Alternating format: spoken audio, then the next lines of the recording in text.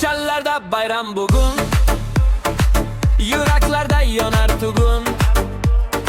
Yillar kutdik shu kunlarni, maydon titrar eshitib bizlarni.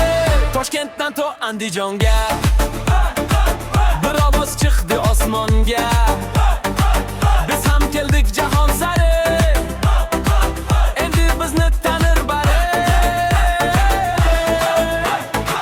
Ko'k bayrog'im jilpiraydi, million yurak bir uradi. Futbol bizning faxrimiz, bugun porlar yulduzimiz. O'zbekiston mundialda butun stadion qishqirar birga. Gol, gol, gol, yurak yonar. O'zbek futboli dunyoni olar. O'zbekiston biz chempion, orzular bo'ldi bugun ayon. Maydonda sher kabi jam qilamiz, yurtni cho'milib jam olamiz.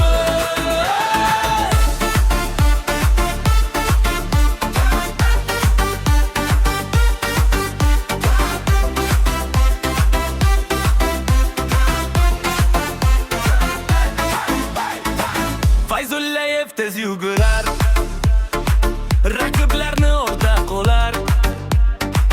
Husanov devordek turar, darvozaga yo'l bermaslar. Shomurodov urar gollar, muxlislar aytar duolar. Bir xalq bo'lib qo'shiq aytamiz, dunyo sari baland chiqamiz. Ey dunyo eshit ovozni, o'zbeklarning g'alabasini. Bugun tarix yoziladi, mundialda nom taraladi. O'zbekiston mundialda, bayrog'imiz ko'k osmonlarda. Gol, gol, gol, ovoz baland, bizning jamoa eng zo'r jamoa. O'zbekiston mundialda, bayrog'imiz ko'k osmonlarda. Gol, gol, gol, ovoz baland, bizning jamoa eng zo'r jamoa.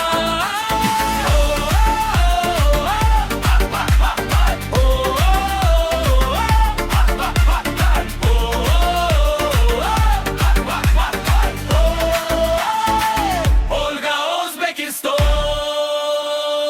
mundial bizniki.